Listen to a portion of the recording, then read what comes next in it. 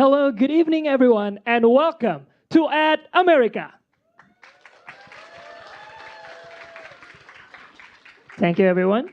If this is your first time here, At America is the U.S. Embassy's American Center, the place to learn more about American culture.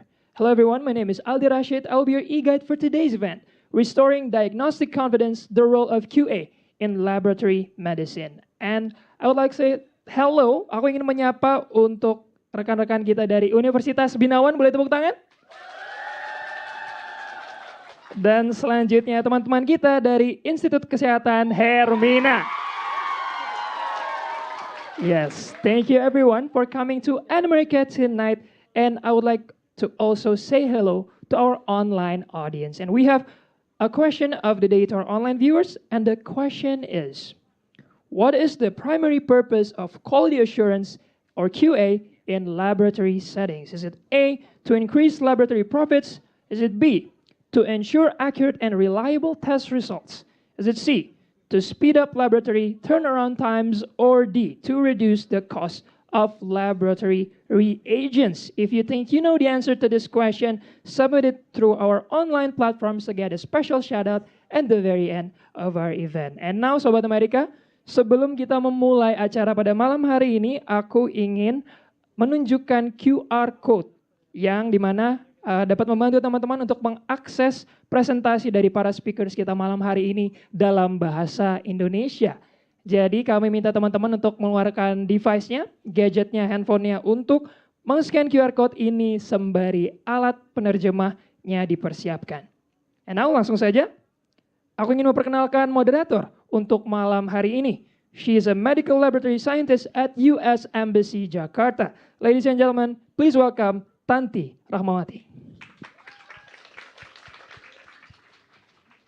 Good evening, everyone. Welcome to At America. My name is Tanty Rachmawaty. I am a medical laboratory scientist from U.S. Embassy Jakarta. And I would like also to say hello to our online viewers from Delhi, East Timor, from Stanford Hospital. Welcome. They'll join us via Zoom. Thank you. And tonight, before we get started, I also would like to say hello to the region, the East Asia Pacific region, who also joined us online. So tonight's presentation will be in English. So if you want to hear in Bahasa, you can turn on the devices. So you can hear it in Bahasa. Okay, so you'll be hearing from Tiffany and Dr. Putra, Semadhi, S.Si, M.Farm for tonight's presentation.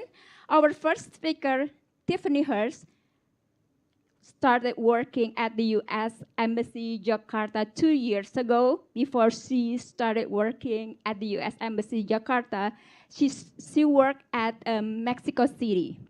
And then before joining the Department of State, she works in Iraq. And she cut up the travel box, so she already traveled like to 60 countries around the world. So besides a medical laboratory scientist, she also the world citizen. And Dr. Can I call you Putra? Yes. So Putra has been working for Prodia since 2010 and up till now. And he is the head of Prodia, head lab of Prodia Reference Laboratory, National Reference Laboratory. Am I correct? All right. So without further ado, let's jump right into the presentation. Tiffany, the floor is yours. All right. Thank you. How about that traffic? Okay. I first want to personally apologize for my tardiness. I've underestimated Jakarta traffic tonight.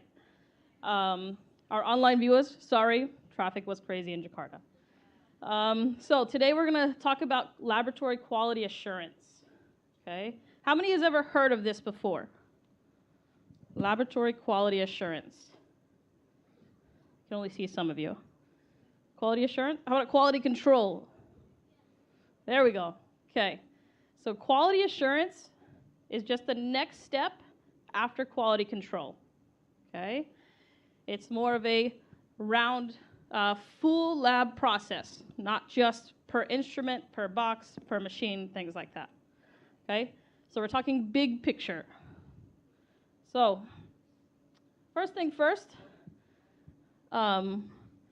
what is QA or quality assurance? Again, like I said, it's a systematic process focused on ensuring accuracy, reliability, and validity of laboratory results, okay? And like I said, it goes beyond quality control. It proactively prevents errors before they occur, right? So QC checks to make sure no errors were made during testing. Quality assurance tries to prevent errors before they happen, okay? So this is kind of the big picture item, kind of the model of what we're talking about today.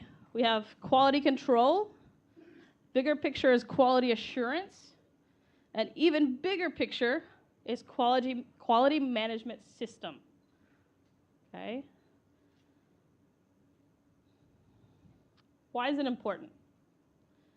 Why do we care about QA? Can we just send out results like the machine should be working? We ran QC. Why is it important?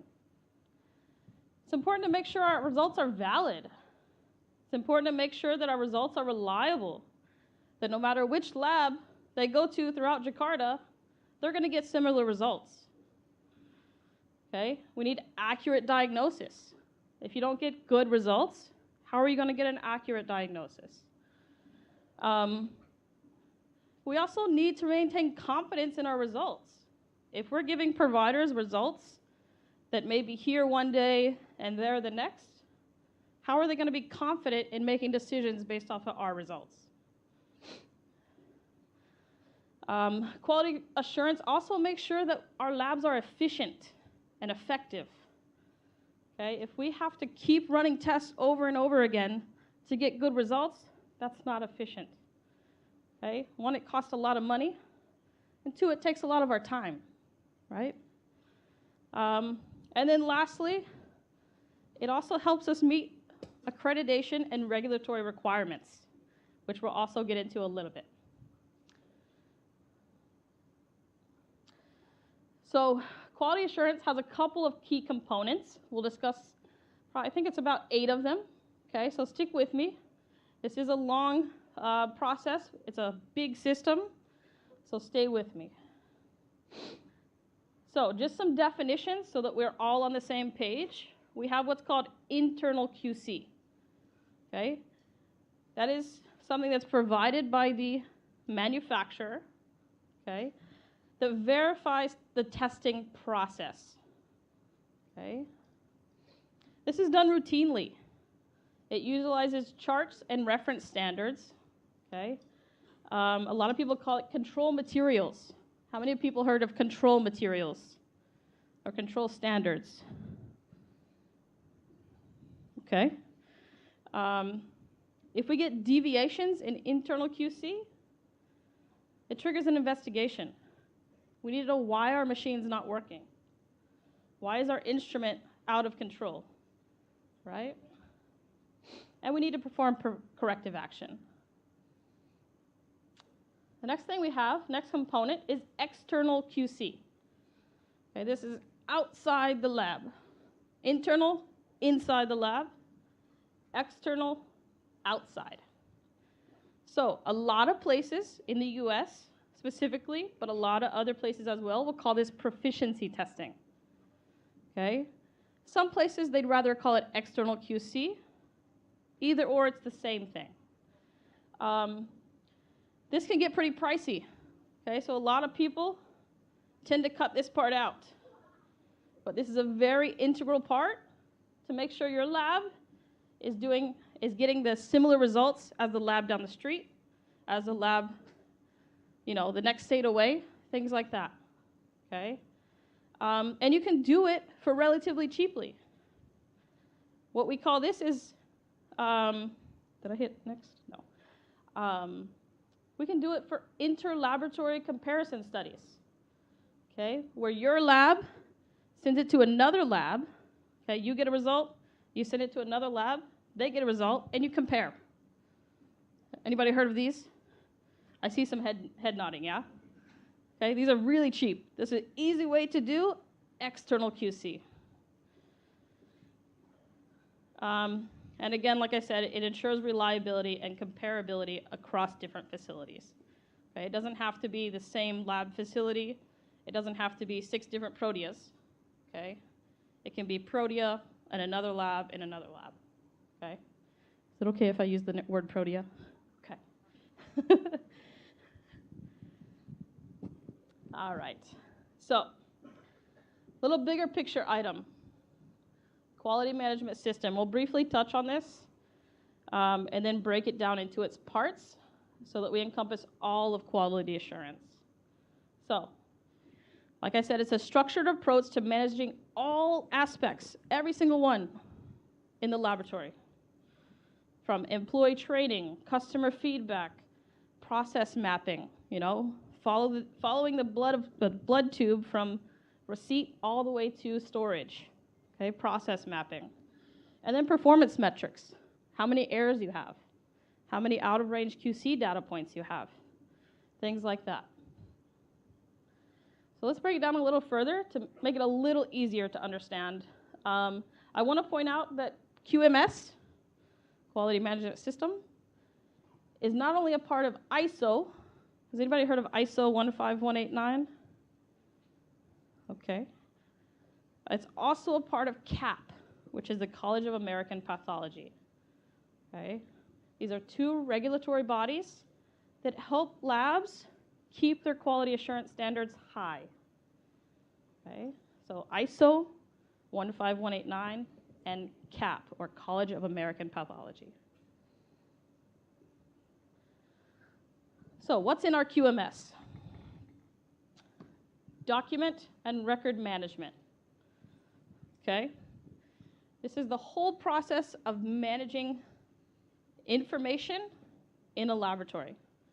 It starts with SOPs, okay, procedures, work instructions, reference materials, and quality manuals, meaning anything that you keep on paper, that is a quality manual. Keeping track of your documents and control of your documents helps keep things accurate, current, and consistent, no matter who is working. Okay? Best practices. So for each of these, we'll have 2 slides. The first one's going to tell you what it is. The second one is going to tell you the best practice. Okay? We recommend keeping things chronologically. Okay? Keeping the newest stuff in the front. Okay? Who wants to flip through a binder full of procedures that are all old to get to the back that's new? Okay? Keep the new ones in the front. Okay? Have SOPs readily available. Okay? If there's a procedure that you don't do in your lab that often, you need to have a procedure available, because more than likely you're going to forget the little things. Okay? Now this can be online, on a share drive, or in paper. And then implement access levels. What does that mean? That means that your new hire is not allowed to change the procedure. Okay? Only your lab lead, lab head, lab manager. Okay? Those should be the only people who have access to change manuals, change procedures. Right? Good? Okay. Tiffany, can I say something to Absolutely. the audience? Absolutely. So the device that help you to translate Tiffany's presentation tonight, our interpreter is available, so you can turn off the devices. Okay, thank you. Is it working? Excellent. Okay. You want me to start from 0? I'm just kidding. I'm just kidding. I'm just kidding. All right. So yeah, your manager and your director, your lab head, should be the only one that has access to change any procedure.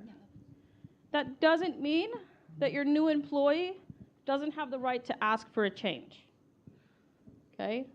There should be a process in place for all employees to request changes. But the only one who can actually go in and make the change should be those in that designated role. Okay? And then it's always recommended to use version numbers. Okay? That way you know if it's an old version or a new version. Okay? You can quickly look at it and say, this is version 1. We're on version 4. This needs to go away. Okay?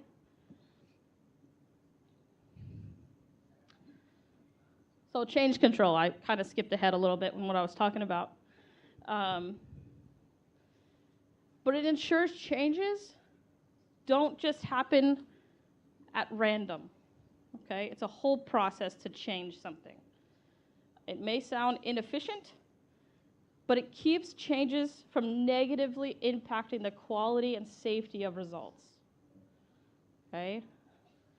If we have people that disagree on a certain process, and one changes it one way, the other one changes it back, and then it changes, and then it changes, okay? That's why we have document controls.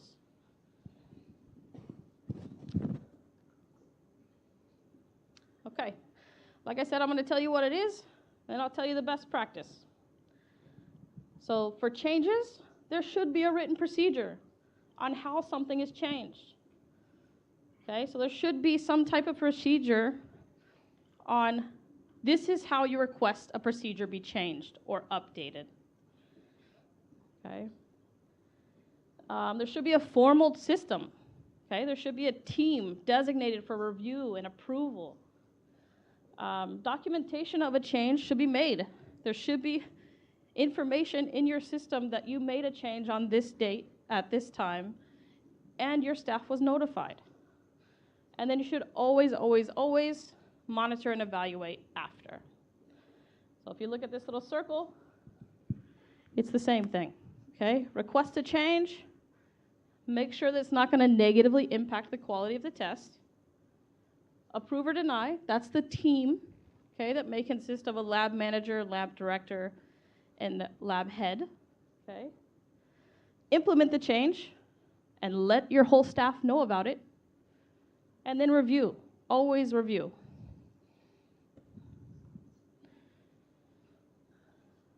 The next kind of pillar of QMS is training and competency. Okay? We need to provide our staff the necessary knowledge and skills to perform the tasks they're required to do. Okay? How many people is anybody still in college or university? You guys? Okay. When you go and work in a laboratory, are you going to know how to run all the machines the moment you get there? No, right? It's okay, you can say it. Okay? No, you gotta be trained. Every machine is different, every instrument is different. Okay? So you have to be trained. You have to know the little nuances that, hey, this machine is a little touchy in this way, right? Okay. So, training and competency. And then regularly assess, okay?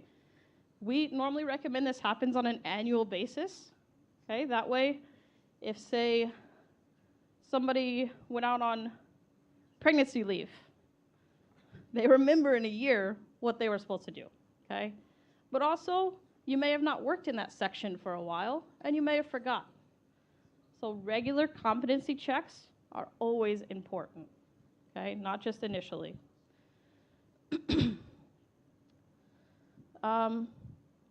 Training also, I think it's rather obvious, but it reduces cost, okay?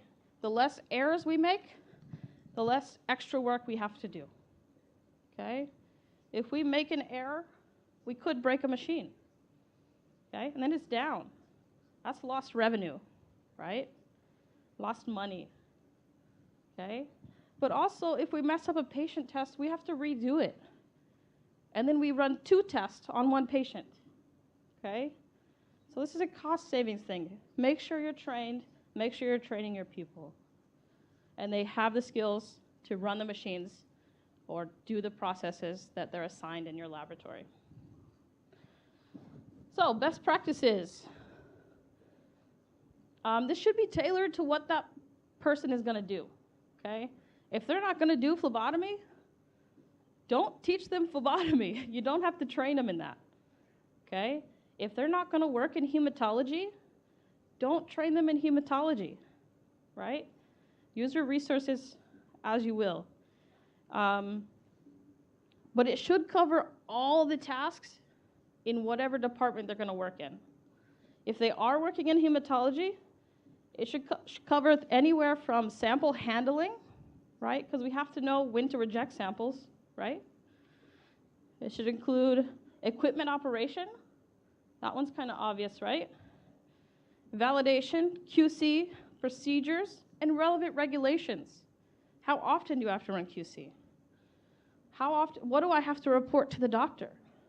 What if I get a weird result? Who do I report it to? It should include all these things when you train. And then competency assessments. Okay? All good? This can be via direct observation, or it can be through a written exam. Okay? You can directly go and watch somebody do it and make sure they do it perfectly, or you can create a written exam and just have them do that on their own time. Okay? But again, we do recommend it being done on every employee annually. And then, as I say in the lab always, if you didn't document it, you didn't do it. Okay? Anybody heard that before? Just me? If you didn't document it, you didn't do it. I hear it all the time. Okay? So you got to document everything.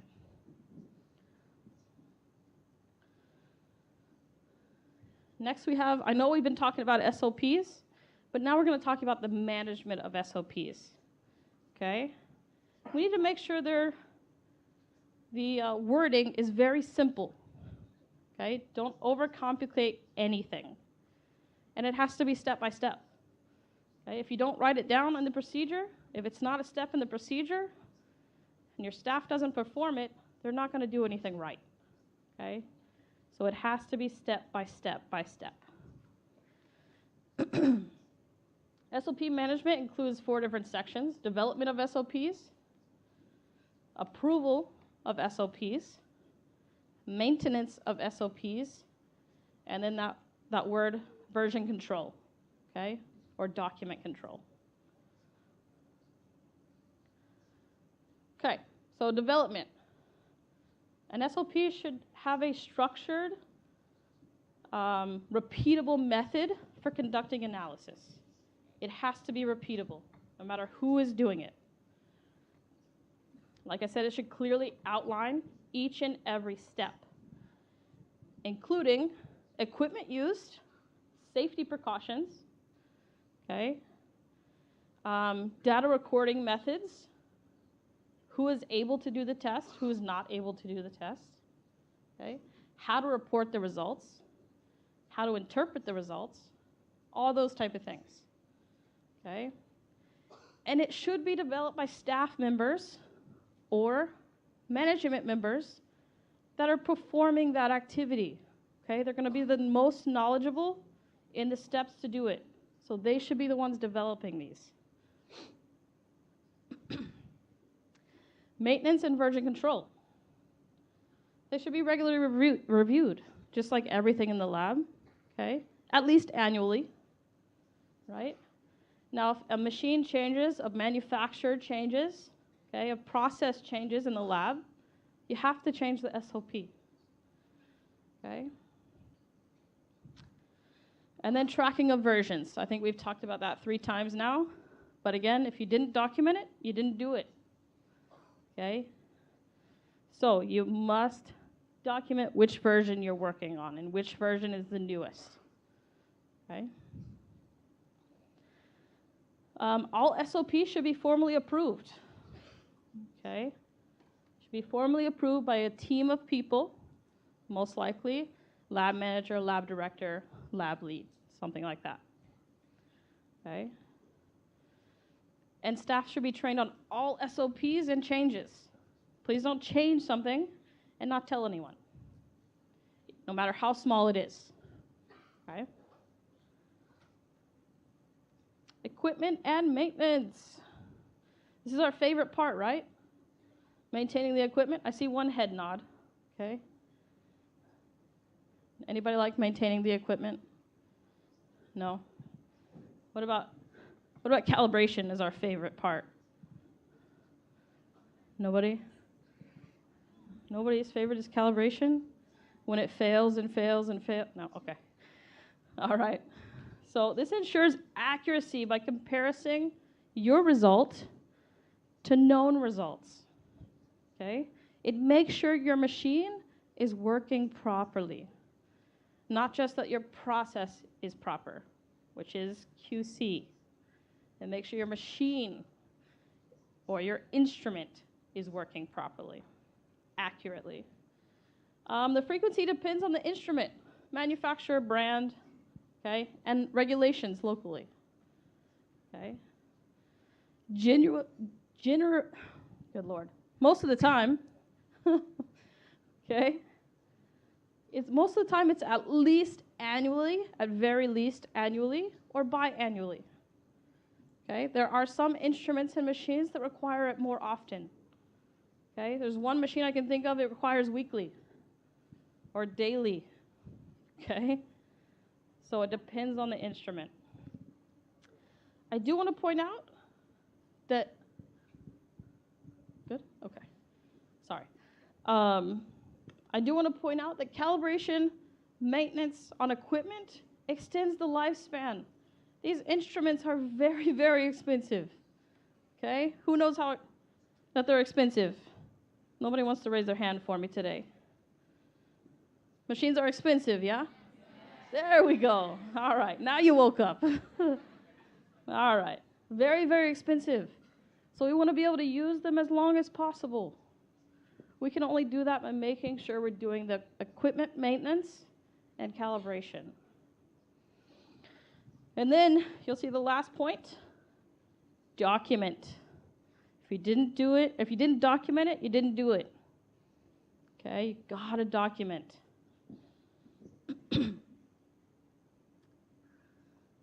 All right, let's talk a little bit about maintenance.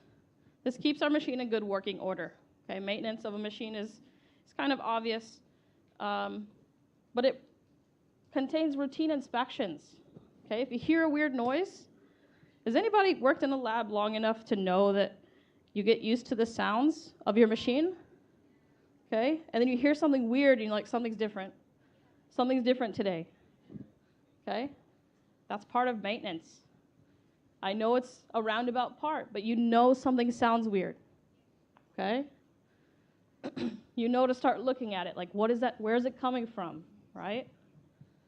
I'm not saying you have to document what you hear, okay? But that's part of it, that's the start of it, okay? Knowing what it's supposed to sound like. Knowing how long the sample's supposed to take. If it's taking longer, maybe something's stuck, okay? Doing maintenance prevents equipment failures, right? Minimizes downtimes, right? If we keep it up and going, keep the wheels greased, keep everything clean, okay? Less likely that it's going to break down, okay? And then documentation helps track over time. Is this machine starting to break down more often? Okay? Is this machine getting old? Is it getting past its lifespan? Has it been down more than it's been up? Does that make sense? Okay. The next one we're going to talk about, audit and inspection, everybody's favorite. Okay? Somebody said no over here. Okay? These are talking about self-audits and self-inspections. This is a key part of quality assurance. Okay? You need to check yourself. Are we doing this? Are we doing this properly? Do we have what we need? Tiffany said I need a version control. Do we have the version number? Right? So it ensures that your lab actually adheres to those standards. Okay? Maybe you're a lab manager and you're not in the lab every single day. So you just go through and check. Did everybody that worked in this department this week perform the QC properly?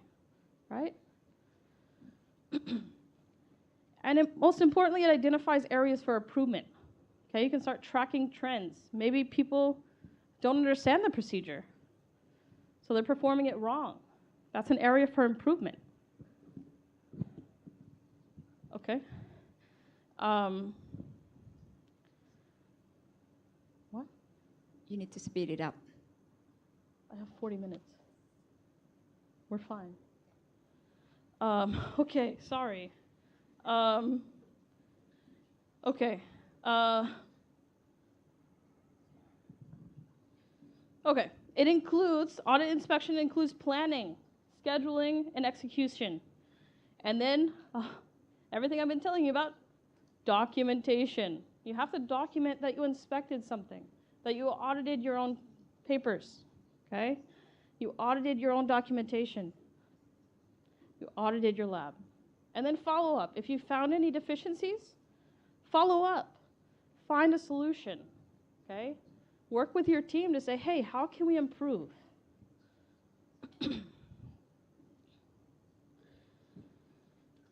Okay.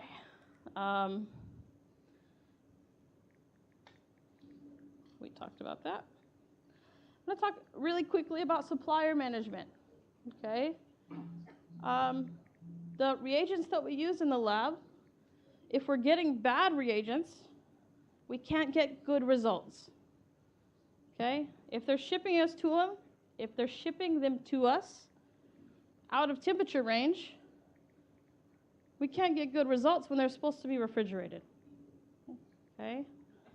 So we need to make sure even our suppliers follow some sort of quality management system, okay? And if they're not, if we keep getting bad reagents or damaged reagents, we need to change suppliers. Find a new one. Research. Talk to your supplier and say, hey, how can we improve things? What process can we follow to improve this? Okay? So, selection is important. Making sure you select a reliable supplier. Okay? Quality communication. You need to communicate with them. Hey, we received these 3 boxes. At room temperature, they're supposed to be refrigerated. Okay? Communicate with them. A lot of suppliers will understand and say, oh, that did not mean to do that. We'll send you a new one. Okay? And that rolls into corrective action and preventative actions. Okay? Making sure we correct the problem by getting new reagents and prevent it from happening in the future by working with your supplier. Okay. I'm going to talk quickly about deviation and nonconformance. Okay? Deviation is any departure from the SOP. Any departure from the SOP. Anything that's not in the SOP that your employee did or that you did is a deviation. Okay? For example, failing to wash your hands before entering the clean room. Okay? In the procedure, it says you have to wash your hands before you go in the clean room. That's a deviation. Okay? Deviations occur during the process, during the SOP. Nonconformance is any output, any result that does not meet specifications or requirements. So these are things like bad quality control, out of range quality control, okay? These occur as a result of a process, right? After the process, not during.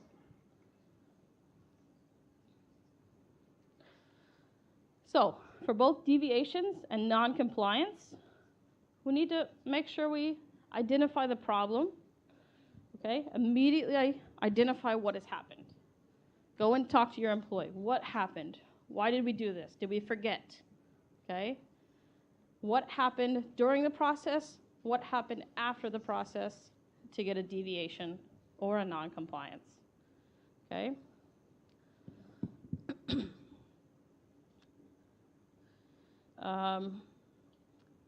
Most of the time, corrective action can immediately have a problem resolution, okay? Rerun the QC, okay? Open new QC, run that, right? And preventative, that's things like, how do we prevent people from not washing their hands before going into the clean room? We could put signs up to remind them, okay? We could potentially try to relocate a sink right outside the door, okay? Visual clues help, things like that.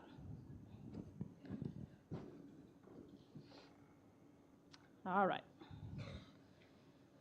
So let's talk about the CAPA process. It's CAPA meaning corrective and preventative action.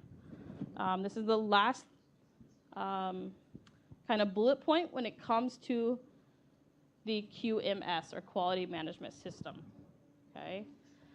We need to identify and record the problem, right? Because if you didn't document it, it didn't happen. It's important that we improve.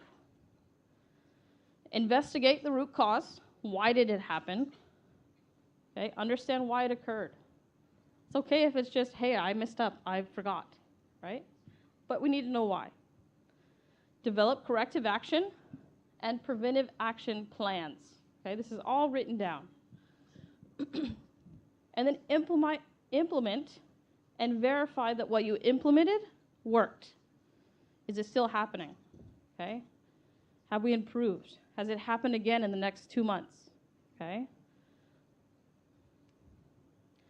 So I've kind of gone over this large process, right? I've gone over it. It's a lot of information, but luckily we have a local expert with us, okay, that understands the local labs, understands the local systems, and has a wealth of knowledge to share with you guys, okay? So for implementing this locally, I'm going to introduce Dr. Putra. Thank you, Tiffany. Pak Putra, so Pak Putra can have the floor. So I would like to emphasize one thing from your presentation. So these are the requirements for you to run a lab in the US. Is that correct, Tiffany? Yes. All Yes. right. So if you don't do this in the state, in the United States, then you cannot run a lab.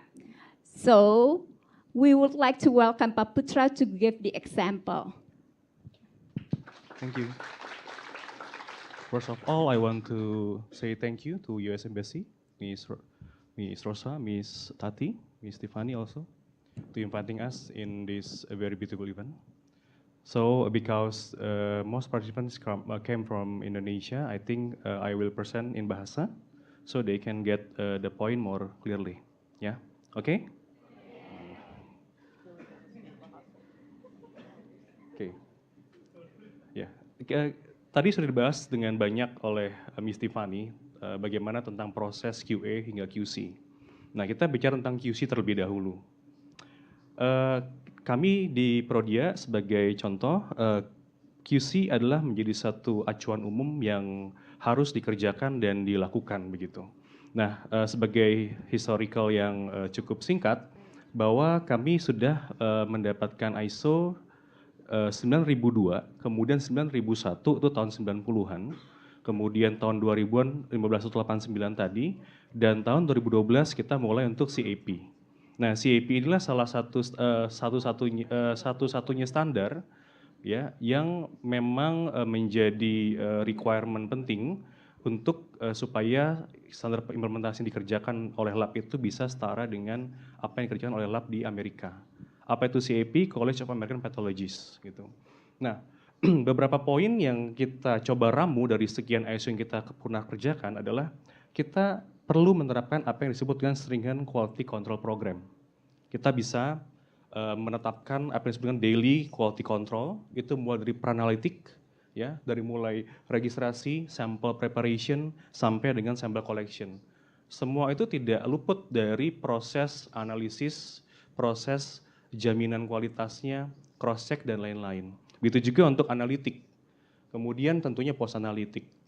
Kita perlu memahami, sekali lagi, dalam konteks lab itu, para analitik itulah penyebab error paling besar, betul?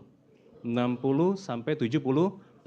Kenapa? Karena mostly melibatkan manusia daripada mesin.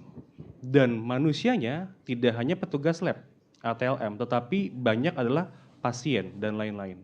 Maka potensi error akan jauh lebih tinggi. Maka QC atau QA di situ itu wajib hukumnya. Kalau misalnya kita masuk ke dalam analitik, itu justru paling kecil, 20-30. Kenapa? Karena semua sudah di maintenance by instrument. Tools-nya jauh lebih banyak, ya, dan seterusnya. Nah, yang kedua adalah bagaimana kita menerapkan sebuah skema QC. PT atau proficiency testing itu bisa berupa dari internal maupun eksternal. Ini sebuah kewajiban. Di dalam klausul ISO maupun CAP, dua hal ini menjadi wajib, gitu. Nah, kenapa? Karena dua-duanya menjadi komparator yang memastikan bagaimana kualitas itu dilaksanakan di dalam lab tersebut. Untuk Prodia sendiri kurang lebih skemanya demikian, gitu. Nah, kemudian PT yang dipakai apa saja? Nah, salah satu contoh yang kita bisa tunjukkan tentunya adalah College of American Pathology (CAP) ini, yang nanti kita akan bahas di belakang. Ada beberapa kesulitannya, ya. Kemudian MLA ini khusus untuk di Prodia kita akan kerjakan untuk microbiology, culture, ya. Kemudian adalah untuk vitamin D-nya, DCAS dari UK. Kemudian ICAS, ini yang paling banyak karena hampir menyeluruh untuk clinical chemistry maupun immunology. Ya, dan kemudian ada RCPA, ini untuk imunologi, hematologi. Kemudian untuk Euroimun khusus untuk tes-tes yang sifatnya sangat khusus. Gitu, dan ada juga yang dari regulator lokal, ini dari pemerintah karena merupakan suatu kewajiban, ya, dan tentu juga dari CDC. Selain itu kita punya disebut dengan individual quality control planning. Ini untuk menggantikan tes-tes mana di tahapan mana yang tidak bisa diukur dengan QC konvensional atau QC umum. Jadi kita akan terapkan QC atau QA dalam beberapa tahapan pemeriksaan tersebut untuk kemudian itu akan diuji periodik, begitu. Yang kelima adalah sigma-metric system. Nah, ini ceritanya banyak banget. Dan kalau kita bicara tentang sigma-metric, itu akan berkaitan dengan cost quality, ya, dan tentunya efisiensi cost, dan bagaimana sebuah lab mampu manage cost-nya, salah satunya adalah dengan penerapan sigma-metric ini. Semakin dia lebih tinggi daripada 6, itu akan semakin potensi rendah untuk biaya yang dikeluarkan dalam proses QC-nya. Nah, ini contoh daripada checklist protokol dari CAP yang kita gunakan, kerjakan. Teman-teman bisa lihat, adik-adik bisa lihat di sini, ya. Apa saja ini yang untuk yang uncommon. Uncommon itu hal yang umum. Setiap laboratorium nanti akan punya turunan klausul protokolnya sendiri-sendiri gitu, dan itu cukup banyak. Ini garis besarnya, karena di dalam protokol itu akan muncul banyak sekali anak-anak atau sub-sub daripada protokol yang harus kita interpretasi dan kita siapkan. Nah, dari protokol ini, ya, kita gunakan 16 yang sesuai dengan tes yang kita punya. Tesnya itu apa? Artinya seluruh tes yang kita kerjakan itu harus menyeluruh dan itu harus diwakilkan terhadap protokol atau klausul itu. Nah, masing-masing protokol itu punya kategori non-conformity tadi. Kalau andai kata ditemukan tidak sesuai, maka masuk dalam kategori defisiensi, 1 maupun 2. Kalau 1 itu hanya membutuhkan corrective action, kalau 2 dia cukup dia harus dengan supporting document. Gitu. Nah, ini contoh, dan untuk kemudian dalam proses akreditasi ini atau QA ini tidak hanya 1 kali datang dia, ya, tetapi itu akan menjadi sebuah cycle yang tidak akan pernah putus. Tahun pertama kita misalkan apply, maka auditor dari sana akan datang 5 atau 6 orang sesuai dengan keahliannya masing-masing. Kemudian tahun berikutnya kita akan self inspection, tahun berikut lagi mereka akan datang lagi terus gitu. Dan cycle-nya tidak pernah mati. Jadi kalau misalkan dikatakan akreditasi atau katakanlah QA itu sifatnya hanya 1 kali, itu tidak mungkin. Itu juga berlaku pada ISO 12189. Gitu. Jadi terus gitu, ya, bersiklus.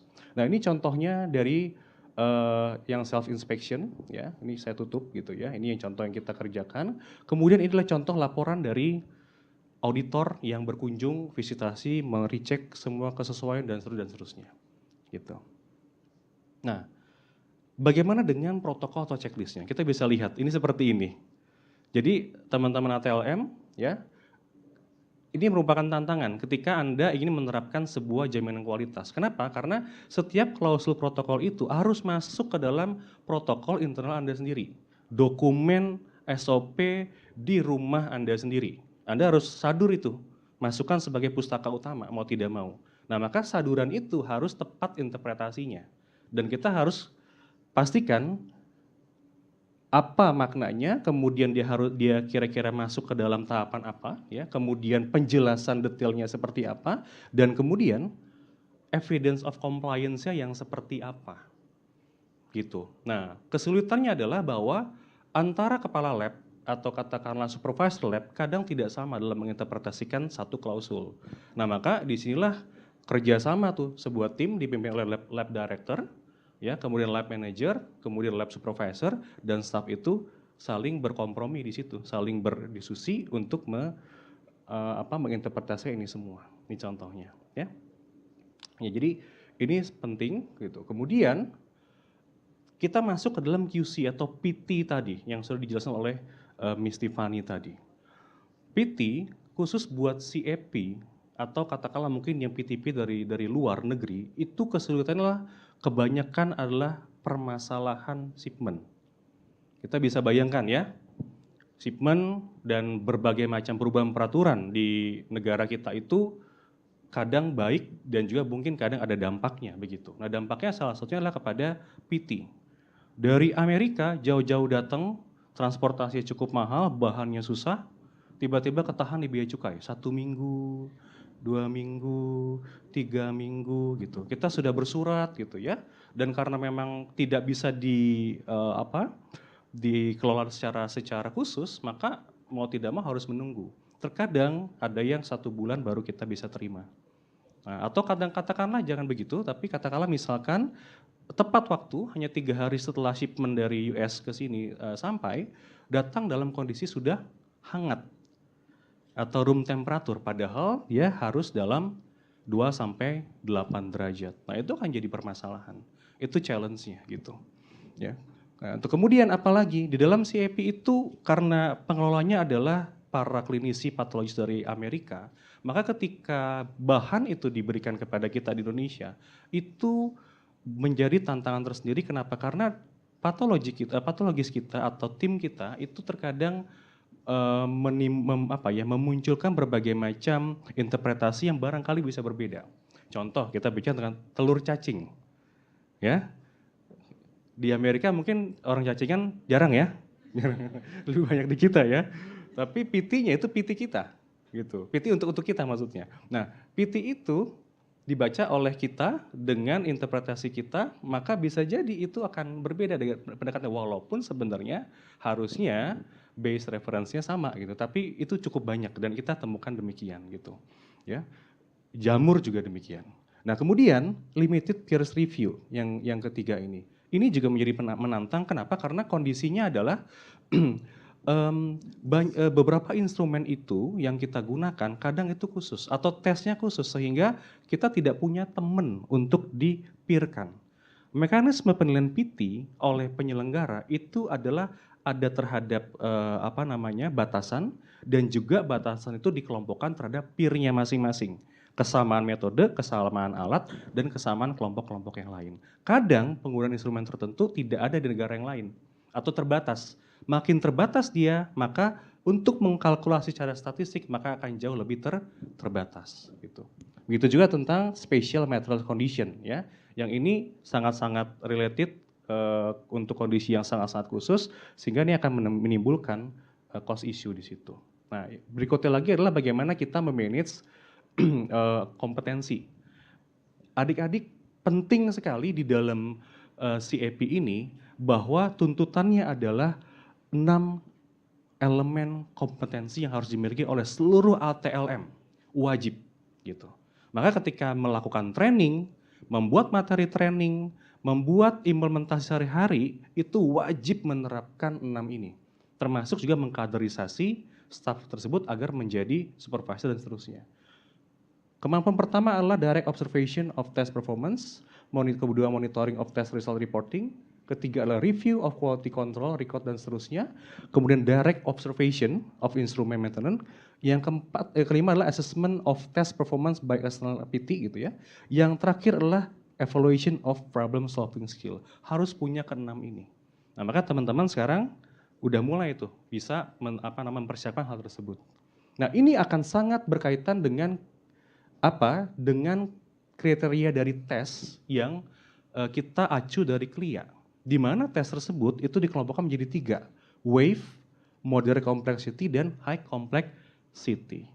Kesulitan di Indonesia adalah universitas, sekolah tinggi itu belum banyak menyiapkan teman-teman untuk mampu mengerjakan high complexity test. Baru sampai dengan moderate complexity test. Pelatihnya, instrumennya juga, kemampuan terhadap katakanlah penguasaannya gitu ya, itu sangat-sangat terbatas. Nah, tetapi kalau kita mengacu pada ini, idealnya adalah demikian, maka keenam kompetensi asesmen ini wajib untuk dipunyai. Ya, dan selain itu juga sekali lagi ini juga menjadi penting bagaimana memastikan legal dokumennya itu ada, kemudian job desk-nya harus jelas, ya, kemudian KPI itu harus ada, harus clear KPI-nya, kemudian review performance setiap tahun atau setiap periodik, dan yang terakhir adalah harus dijadwalkan training ya dengan continue. Nah, kemudian ini saya mungkin percepat gitu ya. Selain itu juga adalah tantangannya lagi, agak pecah ya. Tantangannya adalah bagaimana tentang validasi dan verifikasi. Apakah itu tentang tes baru, tes lama, ataupun instrumen baru, ataupun instrumen lama. Poin pentingnya di sini, di dalam kita menyelenggarakan QA itu. Kenapa? Karena ketika sebuah instrumen baru datang, atau reagen, atau tes diperkenalkan oleh manufaktur, ya, jangan pernah percaya 100%. Karena setiap kecap itu adalah manis. Gitu. Nah, maka setiap lab, di dalam klausul CIP dan ISO ya, setiap lab harus melakukan verifikasi dan validasi sendiri. Gunakanlah acuan-acuan yang udah disepakati. Bisa background variance, bisa CLIA juga, bisa yang lain. Gitu ya. Dan kita paham verifikasi itu apa, kemudian validasi itu apa, ini adalah penjelasannya, ya, dan yang paling penting adalah harus terbukti, bisa direplikasi, tertelusur, ya. Dan ketika misalkan kita mau uji kembali untuk populasi yang lebih besar dan lebih variatif, itu menunjukkan result yang konsisten. Ya, maka ini juga termasuk dalamnya analytical accuracy, precision, analytical interference, kemudian reportable range, reference interval, dan clinical performance characteristic. Oke, dari kami share-nya demikian, Bapak Ibu. Ini adik-adik semua, semoga bermanfaat. Terima kasih.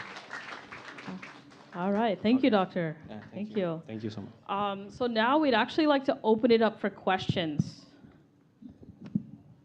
Okay. Anybody have any questions for me or Dr. Putra? Jadi kita akan membuka pertanyaan untuk Ibu Tiffany atau Pak Putra. Jadi nanti peraturannya saya akan memulai dari sisi kiri, kemudian berlanjut ke sisi kanan, dan saya akan membacakan pertanyaan dari viewers online. So we will start from the left side in the studio, and then the right side, and then the online question. So there is one viewers in the studio from the left side who wants to ask question. Please raise your hand. So this lady will ask question. Please mention your name and then address your question to whom. Hello, my name is Andara, my College Institute Kesehatan Hermina. I want to ask for Miss Tiffany. I know QA and QC is important, but what most important between QA and QC? Thank you. Sure, great question. Doctor, let's scoot up a little bit just to make sure. Okay. So that's a great question. Both are vitally important because they test different systems, right?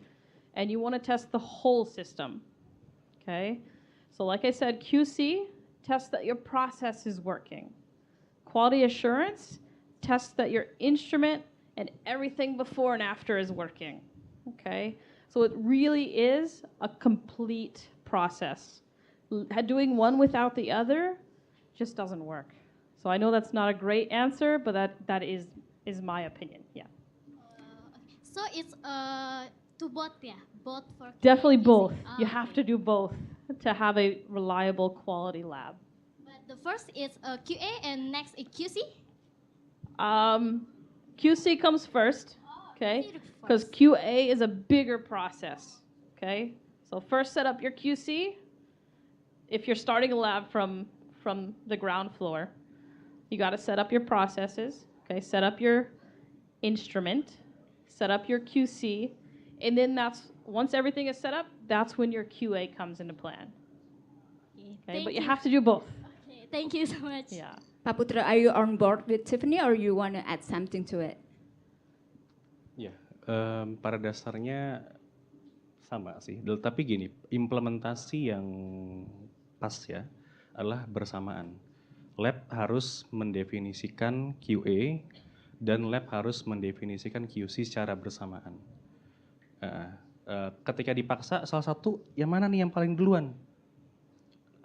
Kalau kita hanya QC, maka tidak bisa menunjukkan QA. Tapi QA itu harus didefinisikan melalui QC-nya. QA bagus kalau QC-nya bagus. QC bagus kalau memang QA-nya sudah bagus juga. Jadi memang tuh dua wajah. Artinya satu koin itu di dua wajah. Nah, dalam implementasi yang baik, maka lab harus punya dua-duanya. Gitu. Okay, everyone on board? Okay, is there any one who wants to ask question? Okay, from the right side, please mention your name, address your question to whom. Hello, my name is Desti Astriana. I'm from Binawan University. If we're talking about QA, I want to know your opinion, Miss Tiffany. What's the future of QA in long term, like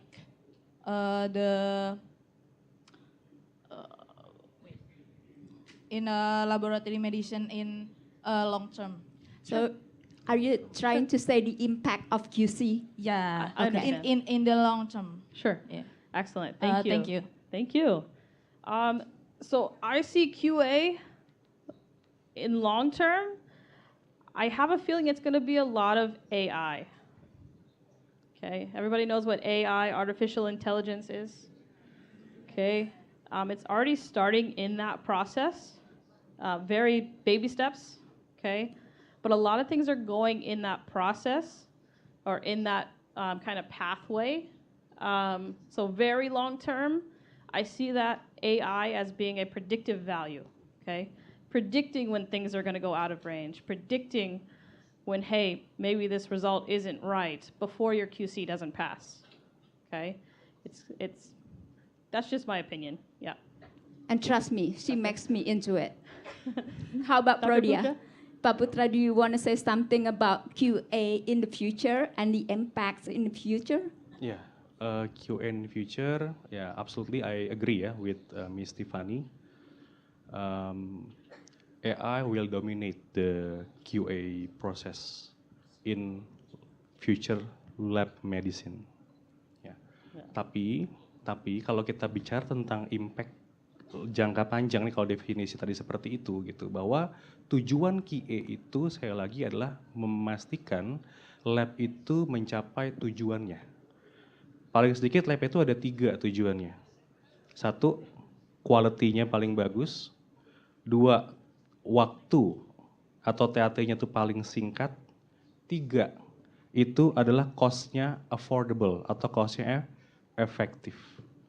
Ada satu lagi yang keempat sebenarnya, adalah minimum terhadap risiko. Nah, QA itu ke situ tuh. Kalau misalkan implementasi benar, dalam waktu jangka panjang ke ujung gitu, siapapun yang invest di dalam lab itu, misalkan kita bicara, itu akan mendapatkan benefit yang baik. Itu tuh contoh seperti itu. Gitu. Ya. Okay. Now I'm going to read the question from Instagram. There is Gina. She asked, can you share successful examples of QA frameworks or programs that significantly improve diagnostic reliability? Do you have a program in Prodia that improve the diagnostic reliability, Pak Putra? Oh, diagnostic reliability ya. Oke. Ya. Oh ya. I can di sini nggak dimunculkan soalnya ya. The slide not explain about that, but in the CAP clause, there is several clause that mandatory to what's it? Example of QA framework or programs that significantly improve diagnostic reliability. Oh, okay. Okay. So, saya coba jelasin dalam bahasa Indonesia ya dengan mungkin lebih mudah. Jadi di dalam QA program yang kita buat, beberapa misalkan contoh dalam penerapan misalkan ini, validasi dan verifikasi. Ini juga termasuk di dalam program, including in the program ya. So the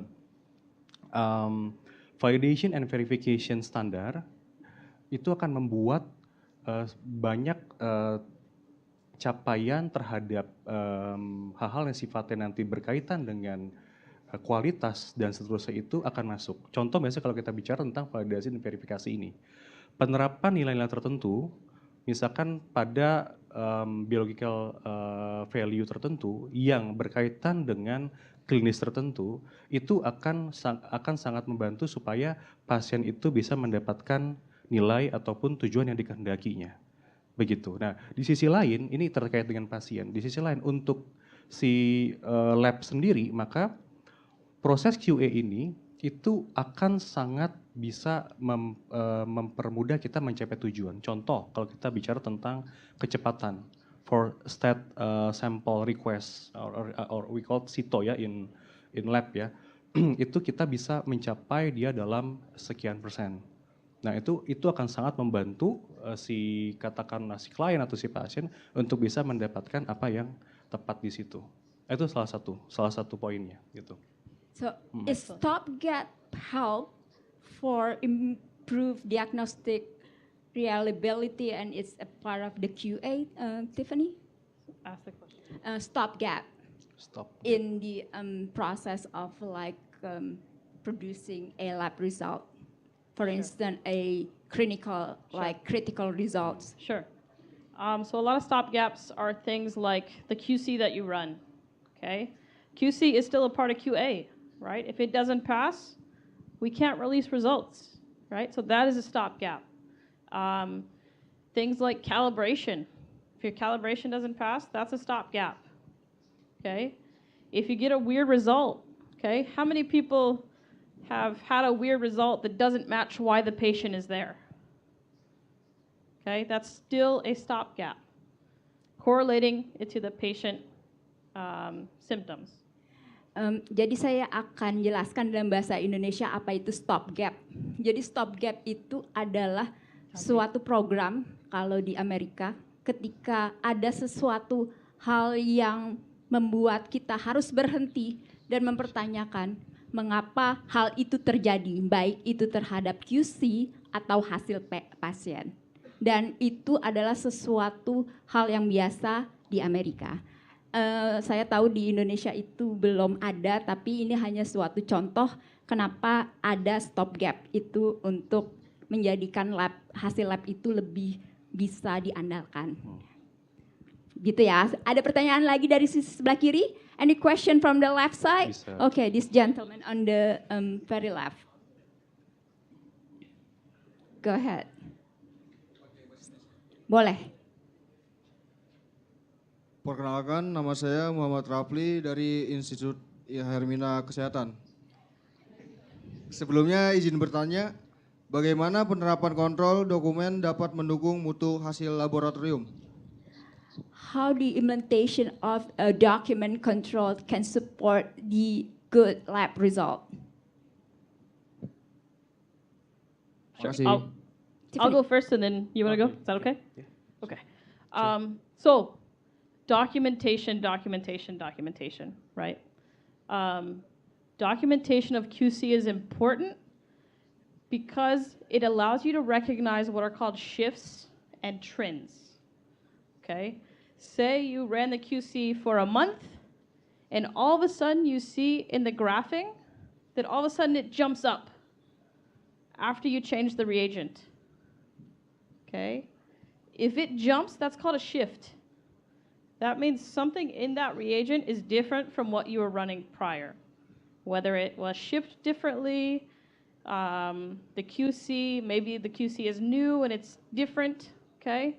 Or it allows you to recognize trends, where the QC just starts suddenly, slowly start sloping up or down, okay?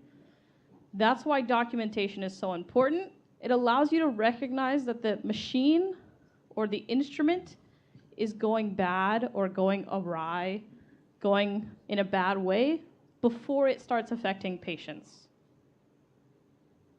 Yeah, go ahead. Silakan Pak Putra tanggapannya. Iya. Adik, ingat gak hari ini udah minum berapa gelas? Kemarin minum berapa gelas? Suka kopi? Berapa kali kopi? 2 kali. Yang spesifik ingat, tapi kalau air tidak ya. Dengan jumlah yang lebih banyak. Nah, demikian juga kenapa dokumentasi itu menjadi penting gitu. Kenapa? Karena ketika kita mengerjakan sesuatu, kita tidak mungkin ingat. Dan kita harus ingat tadi, lab management itu paling besar errornya itu adalah dikarenakan manusia, human error. Nah, maka untuk mengantisipasi itu ada instrumentasi, ada automation. Tadi mungkin akan menjawab gap. Tadi apa? Stop gap. Kalau di kami disebut dengan rejection rule gitu. Agak beda dari rejection rule yang QC untuk lab visioning seperti itu. Ya, nah, tidak semua orang bisa mengingat banyak, apalagi tentang hal-hal yang sifatnya itu sangat detail. Maka dokumentasi itu menjadi penting. Semua hal yang dikerjakan di lab harus terdokumentasi dengan baik. Dokumennya harus tervalidasi dengan baik, terverifikasi dengan baik, tertelusur dengan baik gitu. Itu menjadi penting. Karena contoh misalkan gini, saat ini kita mendapatkan tiba-tiba kita mengerjakannya tes kolesterol saja sederhana. Kita kerjakan di instrumen bla bla bla, tiba-tiba kok hari ini kok aneh ya. Kok hasilnya ngacak. Kolesterol kan sebenarnya cukup umum ya. Fluktuasi itu adalah sesuatu yang umum. Tetapi kita sering temukan di hari ini tidak sama dengan status atau histori. Gitu. Dan ketika cek terhadap klinis, nggak cocok semua. Kita temukan, kita udah kerjakan 100 pasien, katakanlah 90-nya begitu. Nah, kita bingung apa yang terjadi. Ternyata kita buka dulu dokumen kita. Oh, berapa hari lalu saya sempat ganti lot. Ya, atau ganti kontrol dengan lot berbeda. Atau ternyata oke, berbeda, tapi harusnya nggak ada apa-apa dong. Nah, ketika kita cek ke tempat yang, ternyata penyimpanan atau penerimaan reagen pada saat diterima itu tidak dalam kondisi yang baik. Semua itu harus tercatat. Gitu. Nah, maka kenapa dokumentasi, arsiping, segala macam tadi itu menjadi sesuatu yang sangat penting. ISO 9001, dulu 9002 namanya, itu hukumnya cuma satu. Lakukan apa yang ditulis, tulis apa yang dilakukan. Yaitu otomatis dokumentasi menjadi sebuah yang penting. Di situ poinnya sih. Oke, terima kasih. Sekarang untuk sisi sebelah kanan, for my right side. Any question? Okay, another gentleman. Iya, halo. Selamat malam semuanya. Izin bertanya, sebelumnya nama saya Muhammad Adam, atau bisa dikenal dengan Adam atau Pramono. Oke, jadi pertanyaan saya di sini adalah, ada nggak sih contoh tantangan yang dihadapi ketika pelaksanaan QA atau QC yang sebagai pengalaman dari Bapak atau dari Miss? Itu aja. So he wants the example. I got it. Okay. You got it? Yeah. Perfect. Yeah. All right. So a few different examples, but they're honestly the exact same examples that Dr. Putra had in his presentation. It happens in the US too. Shipping issues, okay? They get stuck in some kind of post office for a week or 2 or 3, right? And we're calling like, where's our package? It's supposed to be refrigerated, okay? And by the time it gets to you, it's either expired or it's past the due date, okay? So that's very common in the US too, not just Indonesia.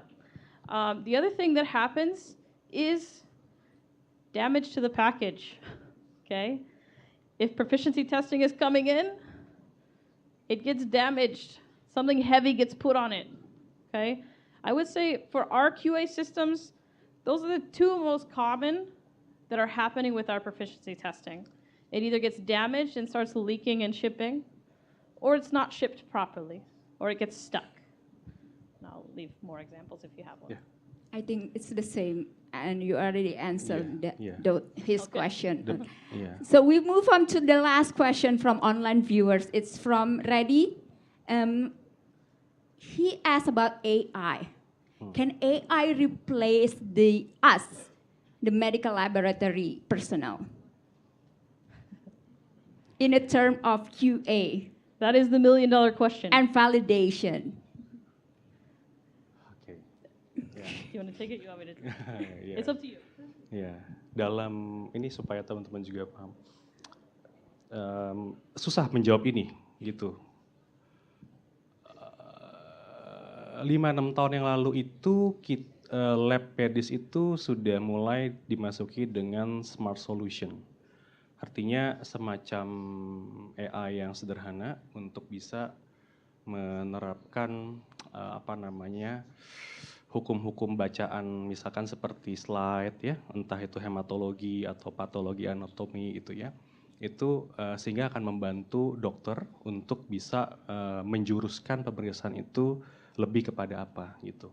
Nah itu pun kemudian menimbulkan banyak tantangan karena dirasa bakal mereplace kami gitu. Nah tetapi dalam perkembangannya terus ke sini, contoh tes hematologi saja ya, itu sekarang sudah cukup banyak ada seperti tanda kutip AI-nya yang akan membantu si analis ini untuk bisa melihat sel-sel yang sifatnya mungkin sudah khusus gitu, yang mungkin secara preparat tidak mudah untuk dibaca gitu. Tetapi untuk sel-sel yang lebih spesifik lagi, misalkan seperti HBH, ada yang tahu HBH?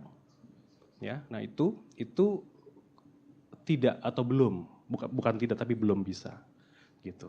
Untuk yang misalkan seperti anti-nuclear antibody, ya dengan pendaran immunofluorescence itu sudah ada untuk membantu untuk bisa si dokter tidak bingung lagi ini tipenya apa sih, polanya itu ya, dan lain-lain semua itu bisa gitu. Nah tapi pertanyaan besarnya betul apakah menggantikan apa tidak gitu. Nah kalau sifatnya itu hanya untuk membantu memudahkan kemudian mempercepat gitu ya, untuk kemudian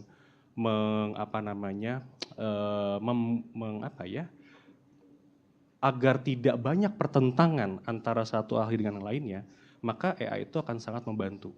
Dan fungsi itu barangkali akan mereplace si ahli atau kita gitu. Tetapi dalam banyak hal yang sifatnya itu membutuhkan tanda kutip rasa. Contoh nih kita bilang dalam plebotomis kan ada QA-nya juga ya, bahwa tidak boleh hematom contohnya ya, tidak boleh sakit, tidak boleh tusuk dua kali. Di Taiwan sana atau di negara lain sudah cukup banyak tuh pakai robot, dan saya lihat sendiri gitu. Nah tetapi ternyata gitu pada beberapa kasus tetap tidak bisa digunakan robot tersebut gitu, masih lebih prefer menggunakan orang. Artinya kalau saya misalkan menurut pendapat saya, mungkin tidak akan bisa mereplace secara keseluruhan. Apalagi terkait dengan yang membutuhkan sentuhan rasa atau sentuhan manusia gitu. Jadi kita manusia gitu ya, itu masih dibutuhkan sih di dalam ini gitu. Ya. Walaupun dalam implementasi di kami ya nih saya tambahkan sedikit, ada teknologi lab yang disebutkan total lab automation. Ya, dari mulai receiving samples, kemudian sentrifugasi, ya, kemudian ngelepasin tutupnya, ngali kuot, nutup lagi tabungnya, kemudian simpen di dalam refrigerator begitu, kemudian mendistribusikan ke instrumen yang dituju, itu semua udah totally dilakukan oleh alat, termasuk memvalidasi, gitu, mengerjakan validasi. Kita tinggal set rules-nya. Rules-nya apa? Oh, HIL, nggak boleh. Kalau dia kena HIL, dia stop. Oh, misalkan katakanlah referensinya berlebih atau katakanlah masuk critical value, dia stop, ya, dan lain-lain. Itu semua dikerjakan oleh sistem, oleh alat yang ada tanda kutip AI-nya di situ. Dan itu mereduce berapa? Bisa sampai 40-50% orang di situ. Bayangkan untuk 24 jam hospital atau lab, ya, dengan sekian ribu tes itu hanya butuh 6 orang. 24 jam. 24 jam operasional hanya butuh 6 orang gitu. Ya, dan tadi yang auto validasi yang disampaikan tadi itu bisa memudahkan 80% pengeluaran hasil di kita. Jadi kalau petugas validasinya itu capek-capek, ngantuk-ngantuk, bingung-bingung gitu ya, kebantu sama itu. Tetapi tetap ada 20% yang tetap harus dikerjakan oleh manusia. Jadi itu. Nah, cuman pesan sponsor biasanya harus belajar lagi untuk kemudian kita jangan juga terlena dengan AI itu. Dan tetap ada value yang hanya bisa diberikan oleh manusia, tidak hanya mesin atau machine learning. Yeah. Thank you. Thank you. So I agree with everything he just said. However, I want to make one point, is that AI is computer learning, right? Who teaches the computer? Yes. We do. Yeah. Us, all of us in this room. Okay?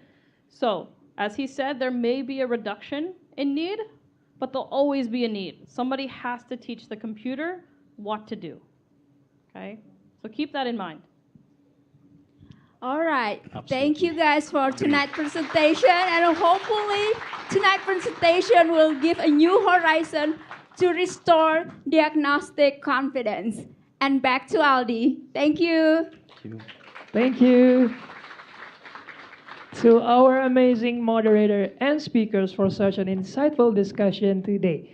Dan teman-teman, aku ingin kembali meminta teman-teman untuk mengisi QR code yang akan kita tampilkan di layar. Please kindly put your gadgets and scan this QR code because we do appreciate your feedback for this event. Kalau misalnya teman-teman mau foto QR code-nya lalu mengisi surveinya, setelah ini juga kami sangat persilahkan. And earlier in this event, we asked you a question of the day to our online audience. And the question was, what is the primary purpose of quality assurance in laboratory settings?